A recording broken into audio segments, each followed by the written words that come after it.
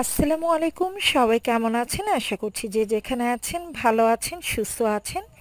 তো আজকের পর্বে শেয়ার করব আমার ভীষণ প্রিয় একটি রেসিপি, আর তা হচ্ছে চেপা শুটকি দিয়ে সজনে ডাঁটা। যারা শুটকি খেতে পছন্দ করেন, আই হোপ তাদের কাছে ভীষণ ভালো লাগবে। রেসিপি ভালো লাগলে লাইক, কমেন্ট এবং শেয়ার করে দিবেন। তো চলুন ঝটপট দেখে নেওয়া যাক। প্রথমেই প্যানে দিয়ে দিচ্ছি পরিমাণ মতো তেল। আমি এখানে 4 টেবিল চামচের মতো তেল দিয়ে দিচ্ছি। তেল গরম হয়ে গেছে, এবার আমি দিয়ে দিচ্ছি একটি বড় সাইজের পেঁয়াজ কুচি। এই পর্যায়ে পেঁয়াজের পরিমাণটা আমি কিছুটা কম দিয়েছি, কারণ পরবর্তীতে আমি আরও কিছুটা পেঁয়াজ ইউজ করব।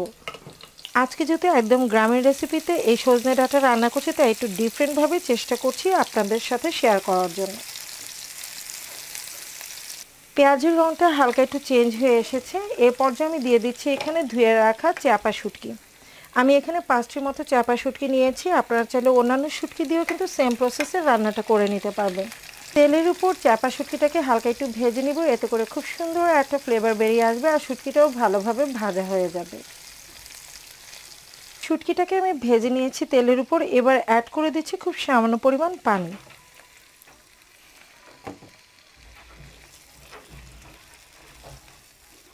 এবার একে একে বাকি উপকরণগুলো দিয়ে দিব। দিয়ে দিচ্ছি স্বাদ মতো লবণ, হাফ চা চামচ হলুদ গুঁড়ি, হাফ চা চামচ পরিমাণ ধনিয়া গুঁড়ি,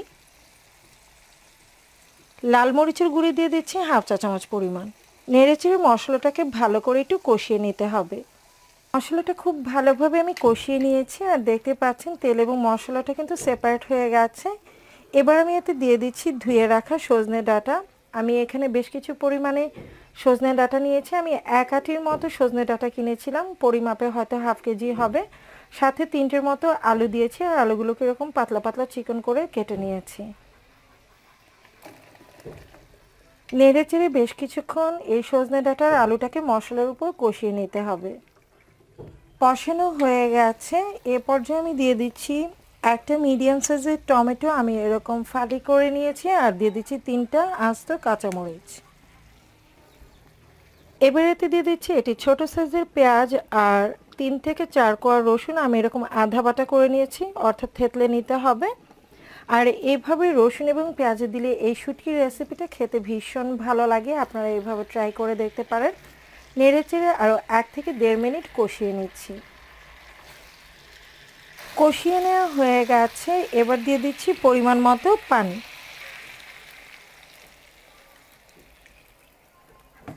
তো পানিটা আপনারা বুঝে দিবেন, যাতে সজনে ডাঁটার আলুটা পারফেক্টলি সেদ্ধ হয়ে যায়। আর এই শুটকির তরকারিটা কিন্তু খুব বেশি ঝোল ঝোল হবে না, হালকা একটু ঝোল টাইপের রাখবো, যার জন্য বুঝে কিন্তু পানিটা দিতে হবে।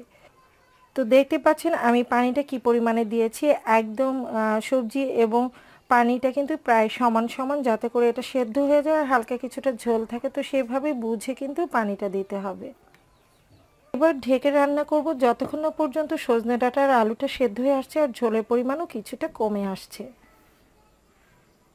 তো আমি বেশ কিছুক্ষণ রান্না করে নিয়েছি। এবার ঢাকনাটা একটু তুলে দেখছি, আর আমি অফ ক্যামেরা চেক করে নিয়েছিলাম আলু এবং সজনে ডাঁটা পারফেক্টলি সেদ্ধ হয়ে গেছে। আর দেখতে পাচ্ছেন ঝোলের পরিমাণটাও কিন্তু একদম কমে এসেছে।